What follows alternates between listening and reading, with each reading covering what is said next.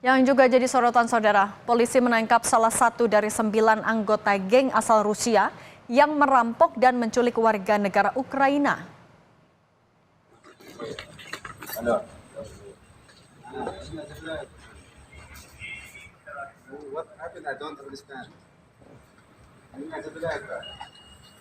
Polisi menangkap salah satu anggota Rusia yang diduga terlibat penculikan dan perampokan warga negara Ukraina saat yang bersangkutan akan terbang ke Dubai, Uni Emirat Arab di Terminal Keberangkatan Internasional Bandara Igusti Ngurah Rai, Kamis kemarin. Tidak ada perlawanan dari warga negara Rusia yang belakangan diketahui bernama Hasan Askabov.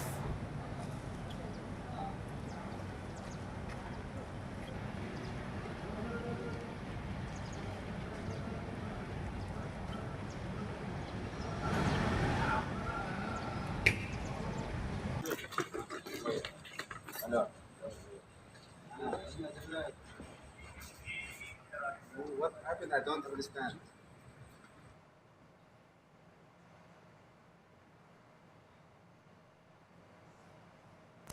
Saudara, inilah pelaku perampokan dan penculikan warga negara Ukraina, Hasan Askabov.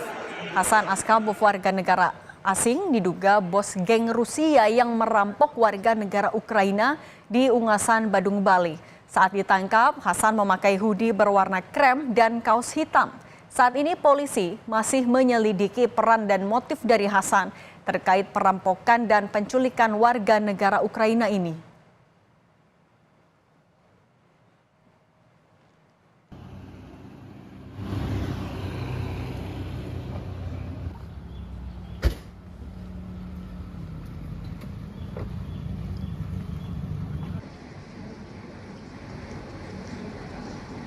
Tadi malam ya, sekitar jam 7 malam, anggota kita mengamankan salah satu dari 9 yang dilaporkan oleh pelapor ya. Inisial K, asal Rusia. Kebetulan yang bersangkutan rencana akan meninggalkan Indonesia gitu. Katanya ke Dubai. Lalu kemudian kita amankan, nah sementara kita periksa, kita dalami perannya, keterlibatan dia, apakah terlibat apa tidak. Jadi masih tidak. Ini salah satu bentuk keseriusan kita untuk segera mengungkap kasus ini. Уже назад. Непонятная машина.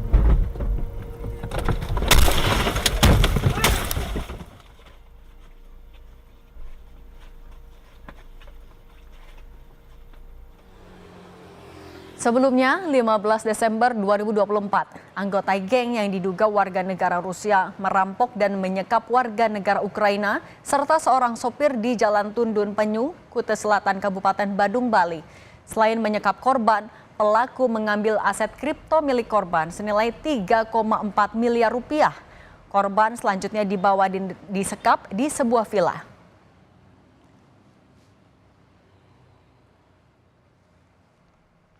Уже назад. Непонятная машина.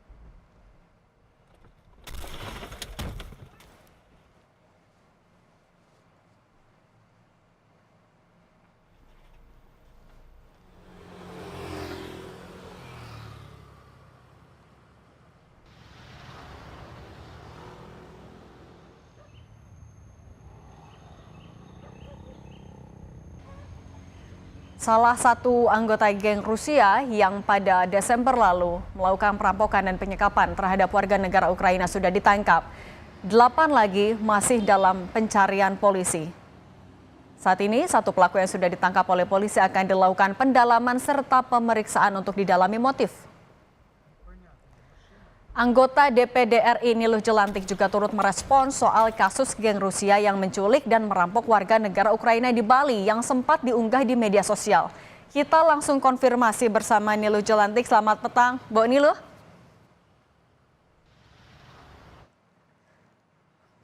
Bu Niluh, selamat petang. Kita perbaiki lagi sambungan Zoom bersama dengan Niluh Jelantik, anggota DPD RI. Satu pelaku warga negara Rusia yang diduga merupakan bos dari geng yang melakukan perampokan dan penyekapan sedang didalami motifnya oleh polisi. Kerugian yang dialami oleh korban mencapai 3,4 miliar rupiah dalam bentuk aset kripto. 8 anggota lainnya masih dilakukan pencarian.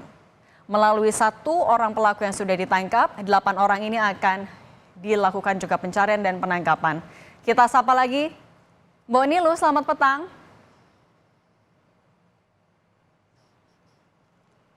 Mbak Nilu, selamat petang, suara studio terdengar? Boleh dibuka audionya, Mbak Nilu?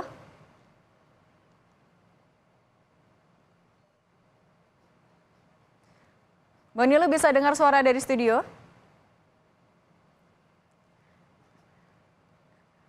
Mbak Nilu, suaranya tidak terdengar, mungkin audionya boleh dinyalakan dulu.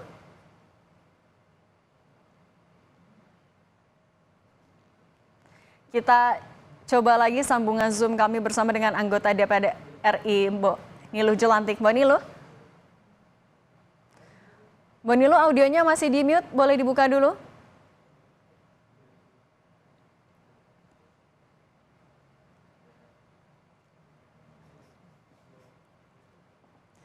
Kasus perampokan dan penyekapan terhadap warga negara asing ini turut menjadi sorotan. Polisi terus mendalami motif dan juga mencari 8 warga negara asing lainnya yang diduga terlibat.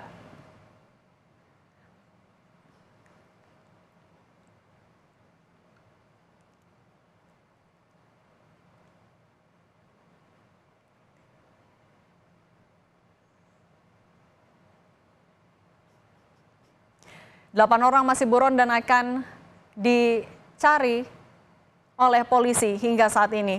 Kita coba lagi melalui sambungan telepon. Mbak Nilu, selamat petang. Iya, selamat petang. Oke, Mbak Nilu, kan Anda juga turut menyoroti ini lewat media sosial. Apa yang sebenarnya Anda soroti dari kasus ini sampai Anda bilang Bali sedang tidak baik-baik saja? Bali memang sedang tidak baik-baik saja dan Mbak Nilu sudah menyampaikan berkali-kali kepada semua pihak pemegang kebijakan, kepada semua pihak baik kepolisian, imigrasi dan juga kepala daerah dan juga pihak kementerian bahwa WNA yang ada di Bali saat ini banyak sekali dari mereka yang baik tinggal secara tidak legal, bekerja secara tidak legal dan tidak sedikit dari mereka yang melakukan perbuatan-perbuatan kriminal dan untuk itulah harus ditegakkan aturan-aturan yang dimana kita bisa menunjukkan kepada mereka bahwa di mana bumi dipijak, di sana langit mereka junjung. Dan apa yang Mbak Nilu katakan ini sudah Mbak Nilu katakan berkali-kali selama bertahun-tahun. Karena apa yang terjadi hari ini dengan adanya kejadian-kejadian yang terakhir adalah penculikan warga negara Ukraina yang kita hanya bisa lihat, kita hanya bisa bayangkan itu terjadi di film-film dan itu benar-benar terjadi di Bali. Ini sudah menunjukkan bagaimana Bali sudah sangat tidak aman.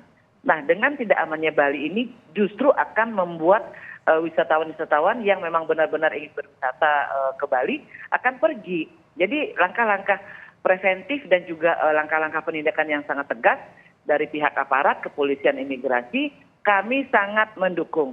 Senator Nilu Jelantik sebagai perwakilan dari masyarakat Bali harus dan berkewajiban untuk menjaga keamanan dan kenyamanan seluruh masyarakat Bali dan juga wisatawan maupun wisatawan domestik dan juga wisatawan internasional agar Bali menjadi rumah yang kembali seperti dahulu, yang dirindukan, yang dicintai, yang ngangenin, bukan menjadi tempat di mana oknum-oknum WNA yang di negaranya mungkin adalah pelarian-pelarian kejahatan menjadikan Bali sebagai tempat persembunyian mereka dan melakukan tindakan-tindakan yang menurut pribadi sangat-sangat melecehkan institusi kita di Indonesia. Oke, Mbak Nilu, tapi kalau untuk dalam hal penindakan kriminalitas di Bali, apa yang paling urgent untuk diselesaikan? Kita harus sweeping. Jadi Mbak sudah menyampaikan berkali-kali bahwa tingkat kepemimpinan dari tingkat yang paling dari tingkat ruang lingkup yang paling kecil yaitu Kelian, di mana kita memiliki Balai Banjar. Kalau di Jakarta itu namanya RT. Mereka memiliki hak, mereka memiliki kewajiban diberikan kewenangan untuk bisa mengecek setiap rumah yang ada di wilayah mereka dan untuk mengecek siapa penghuninya, bagaimana mereka bisa berada di sana, apakah mereka menyewa atau membeli rumah tersebut. Ini adalah langkah preventif.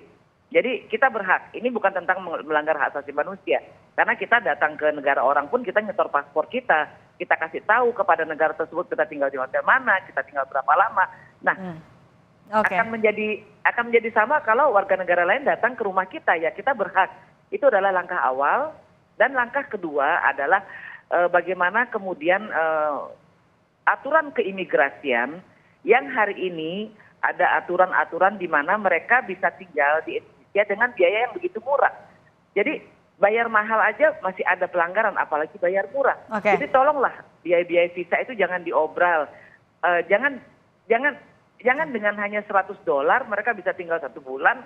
Sedangkan kita tahu WNA di luar negeri itu mereka memiliki masa kerja, masa cuti. Tidak mungkin mereka bisa cuti lebih daripada 2 bulan. Jadi kita belajarlah dengan negara Eropa, Amerika Serikat. Belajar dari Bhutan deh yang terdekat gitu loh. Preventif dan juga sikap tegas juga dari imigrasi. Terima kasih Mbak Nilu Jelantik sudah berbagi di Kompas Petang. Sehat selalu. Terima kasih banyak Cindy, salam sayang.